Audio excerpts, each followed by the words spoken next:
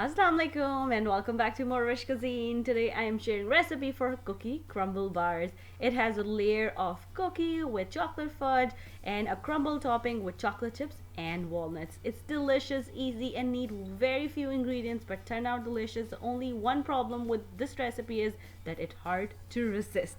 So without further ado, let's go and make it happen.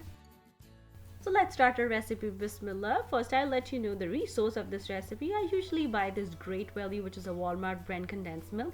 I took the wrapper out the other day for dulce de leche, and I found this recipe of this chocolate crumb bars. I tried this recipe and it turns out perfect, so I thought to share it with you guys today. I am taking 9 by 13 inch pan, greasing it very well with the help of butter. Now, if you want, you can use the parchment paper, and I would prefer using a parchment paper. Now I'm taking a large mixing bowl and adding some softened butter in there with the help of electric beater. Just mix until it's creamy. Now if you want, you can do this step without the electric beater as well. Now I'm adding all-purpose flour with some sugar and salt. And I am again using electric beater here on a very lowest setting. I will mix until it turns into a crumbly mixture, but you can do it with the hand as well, and that's what I am doing. When it started to coming together, I'm just mixing everything with the wooden spoon.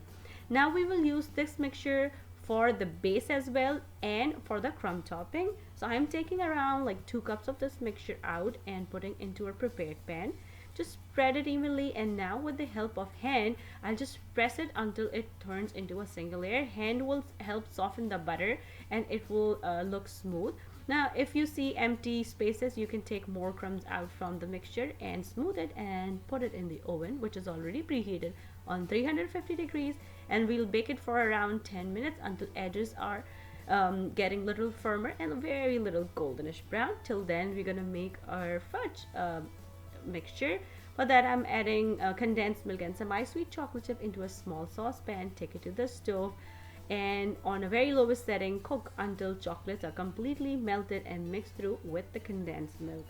Now switch off the flame, and then we'll add vanilla essence in there. Mix well and then let it cool down a little bit. Till then, we're gonna go and make our crumb topping. So whatever leftover crumbs we have, I'm adding chocolate chips and chopped walnuts in there. Mix everything well, and here we have our crumb topping ready. Just put it on the side, and let's go and take out our base, which we put in the oven. Here you can see it's not completely baked, but the edges are a little bit, very little golden. Pour the fudge topping which we just prepared, spread it evenly with the help of spatula, and now we'll sprinkle our crumb topping. So just spread it as evenly as you can with the help of spoon to distribute the chocolate chips and the walnuts evenly. So the chocolates and the walnuts are not on one side. Our oven is already preheated on 350 degrees. We'll put it in the oven for 25 to 30 minutes now, or until the center is completely done. It's not jiggly, so when you try to move it, the center should be set.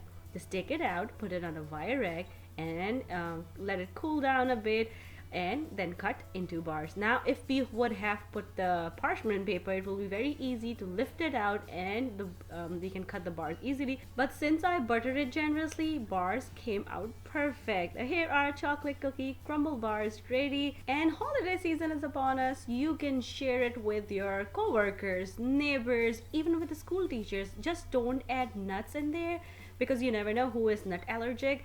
But if you are trying this at home, please let me know how it turned out with you. If you want to learn something else, let me know. Leave me a comment down below and I will try my best to make it happen for you guys. Once again, thank you so much for watching. And if you like this recipe, don't forget to click on the links to enjoy a lot more recipes like this.